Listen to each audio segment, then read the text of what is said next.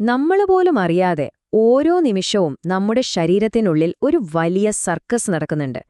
ഒരു സന്തുലനാവസ്ഥ നിലനിർത്താനുള്ള ഒരു ശ്രമം.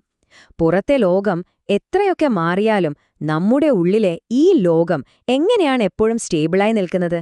വാ, നമുക്ക് നോക്കാം. നിങ്ങൾ എപ്പോഴെങ്കിലും ഇതിനെക്കുറിച്ച് ആലോചിച്ചിട്ടുണ്ടോ? പുറത്ത് നല്ല കനത്ത ചൂടോ അല്ലെങ്കിൽ എല്ലും മരവിക്കുന്ന തണുപ്പോ ആകട്ടെ, നമ്മുടെ ശരീരത്തിനകത്ത് എല്ലാം എങ്ങനെയാണ് ഒരുപോലെ കൃത്യമായിട്ട് മുന്നോട്ടു പോകുന്നത്? ഇത് കേൾക്കുമ്പോൾ ഒരു മാജിക് പോലെയൊക്കെ തോന്നാം, പക്ഷെ ഇതിന് പിന്നിൽ ശരിക്കും അതിശയിപ്പിക്കുന്ന ഒരു ശാസ്ത്രമുണ്ട്. ഈയൊരു സൂപ്പർ പവറിനാണ് നമ്മൾ ശാസ്ത്രീയമായി ആന്തരസമസ്ഥിതി അഥവാ ഹോമിയോസ്റ്റാസിസ് എന്ന് പറയുന്നത്. ഒരു റൂമിലെ ടെമ്പറേച്ചർ കറക്റ്റായി നിലനിർത്തുന്ന ഒരു സ്മാർട്ട് തെർമോസ്റ്റാറ്റ് പോലെ നമ്മുടെ ശരീരം അതിൻ്റെ ഉള്ളിലെ ഓരോ കാര്യവും ഒരു തരി പോലും അങ്ങോട്ടോ എങ്ങോട്ടോ മാറാതെ കൃത്യമായ അളവിൽ പിടിച്ചു നിർത്താൻ എപ്പോഴും ശ്രമിച്ചുകൊണ്ടിരിക്കുകയാണ്. അപ്പോൾ ഈ സന്തുലനാവസ്ഥയിലെ പ്രധാന കളിക്കാരാരാണെന്നല്ലേ നിങ്ങളുടെ സംശയം? അത് ഹോർമോണുകളാണ്. ശരീരത്തിന്റെ ഒരു ഭാഗത്തു നിന്ന് മറ്റൊരു ഭാഗത്തേക്ക് നിർദ്ദേശങ്ങളുമായി ചീറിപ്പായുന്ന ഹൈ സ്പീഡ് മെസ്സഞ്ചർമാരാണിവർ. അപ്പോൾ നമുക്ക് ആദ്യത്തെ ഒരു ഉദാഹരണത്തിലേക്ക് കടക്കാം. നമ്മുടെ എനർജി ലെവൽ, അതായത് രക്തത്തിലെ പഞ്ചസാരയുടെ അളവ്. ഇത് ശരിക്കും ഒരു ഊഞ്ഞാലാട്ടം പോലെയാണ്. ശരീരം എങ്ങനെയാണ് അതിനെ താഴെ വീഴാതെ കൃത്യമായി ബാലൻസ് ചെയ്യുന്നതെന്ന് നമുക്ക് നോക്കാം.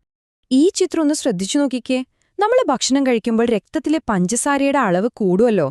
അപ്പോൾ പാൻക്രിയാസ് ഇൻസുലിൻ എന്ന ഹോർമോൺ പുറത്തുവിടും. അത് ഈ അധികമുള്ള പഞ്ചസാരയെ കോശങ്ങളിലേക്ക് കയറ്റിവിടും. ഇനി ഷുഗർ ലെവൽ കുറഞ്ഞാലോ? അപ്പോൾ ഗ്ലൂക്കഗോൺ എന്ന വേറൊരു ഹോർമോൺ വരും. സംഭരിച്ചുവെച്ച പഞ്ചസാരയെ പുറത്തുവിടാൻ കരളിനോട് കൽപ്പിക്കും.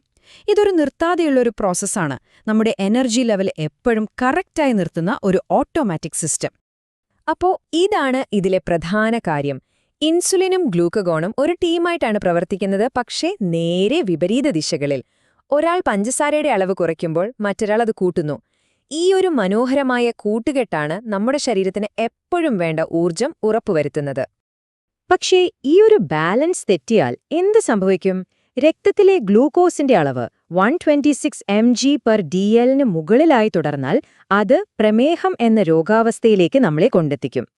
ഈ സന്തുലനാവസ്ഥ തകരാറിലാകുന്നത് അത്ര നിസ്സാരമായി കാണരുത്. ഇൻസുലിൻ ഉൽപ്പാദനം തന്നെ നിലച്ചുപോകുന്ന ടൈപ്പ് 1 പ്രമേഹം, പിന്നെ നമ്മുടെ ജീവിതശൈലി കാരണമുണ്ടാകുന്ന ടൈപ്പ് 2 പ്രമേഹം, ഇവ രണ്ടും ഭാവിയിൽ ഗുരുതരമായ ആരോഗ്യപ്രശ്നങ്ങൾ ഉണ്ടാക്കാം. ഇന്ത്യയിൽ പ്രമേഹ രോഗികളുടെ എണ്ണം 10 കോടി കവിഞ്ഞു എന്നത് നമ്മളെ ഓർമ്മിപ്പിക്കുന്നത് ഈ ബാലൻസ് എത്രത്തോളം പ്രധാനമാണെന്നാണ്. ശരി, ഇനി നമുക്ക് അടുത്തൊരു ബാലൻസിംഗ് ആക്ടിലേക്ക് പോകാം. നമ്മുടെ എല്ലുകളുടെ ബലത്തിന് ഏറ്റവും അത്യാവശ്യമായ ഒരു ഘടകമാണ് കാൽഷ്യം. ഇതിന്റെ അളവ് ഹോർമോണുകൾ എങ്ങനെയാണ് നിയന്ത്രിക്കുന്നതെന്ന് നോക്കാം. ഇതിന്റെ കൺട്രോൾ സെന്റർ നമ്മുടെ കഴുത്തിലാണ്. തൈറോയിഡ് ഗ്രന്ഥിയും അതിന് പിന്നിലായി ഒളിച്ചിരിക്കുന്ന 4 കുഞ്ഞൻ പാരാതൈറോയിഡ് ഗ്രന്ഥികളും. എല്ലുകളുടെ ബലത്തിനും ഞരമ്പുകളുടെ പ്രവർത്തനത്തിനും ഒക്കെ വളരെ അത്യാവശ്യമായ കാൽഷ്യത്തിന്റെ അളവ് രക്തത്തിൽ കൃത്യമായി നിലനിർത്തുക, അതാണ് ഇവരുടെ പ്രധാന ജോലി. ഇവിടെയും നമ്മൾ നേരത്തെ കണ്ട അതേ ഒരു പാറ്റേണാണ് കാണുന്നത്. രക്തത്തിൽ കാൽസ്യത്തിന്റെ അളവ് കൂടുമ്പോൾ തൈറോയിഡ് ഗ്രന്ഥി കാൽസിറ്റോണിൻ എന്ന ഹോർമോൺ ഉണ്ടാക്കി അതിനെ കുറയ്ക്കുന്നു. ഇനി കാൽസ്യം കുറഞ്ഞാലോ? പാരാതൈറോയിഡ് ഗ്രന്ഥി പാരാഥോർമോൺ ഉണ്ടാക്കി അതിനെ കൂട്ടുന്നു. കണ്ടില്ലേ? ഇൻസുലിനും ഗ്ലൂക്കഗോണും പോലെ ഇവരും ഒരുമിച്ച് പ്രവർത്തിച്ചാണ് ഈ സന്തുലനാവസ്ഥ നിലനിർത്തുന്നത്.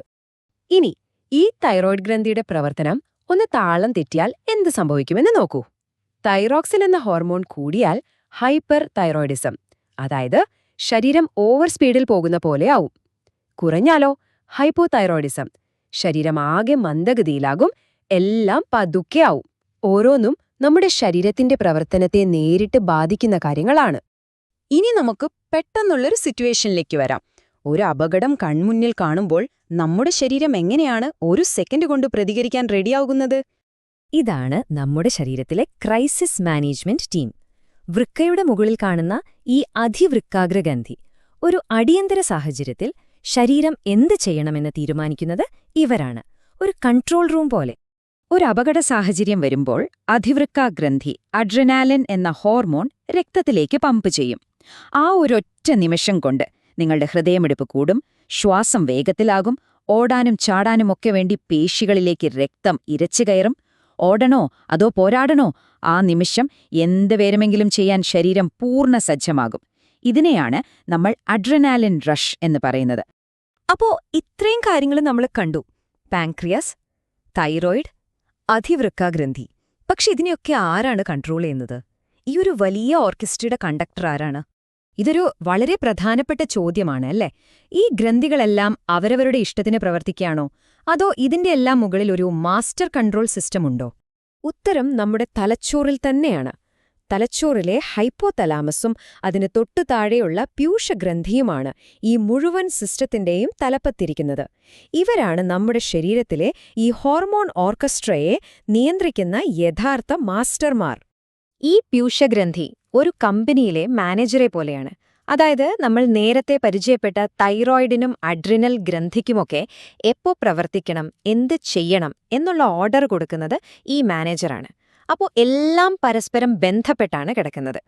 അപ്പോ ആ മാനേജരെ ആരാണ് നിയന്ത്രിക്കുന്നത്? അതാണ് ഹൈപ്പോതലാമസ്, നമ്മുടെ തലച്ചോറിലെ ആ ചെറിയ ഭാഗം.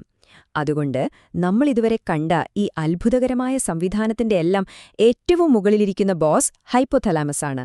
നമ്മുടെ ശരീരത്തിലെ ഈ അതിസങ്കീർണമായ നെറ്റ്വർക്കിനെക്കുറിച്ച് നമ്മൾ സംസാരിച്ചപ്പോൾ ഒരു അവസാന ചോദ്യം ബാക്കിയുണ്ട്.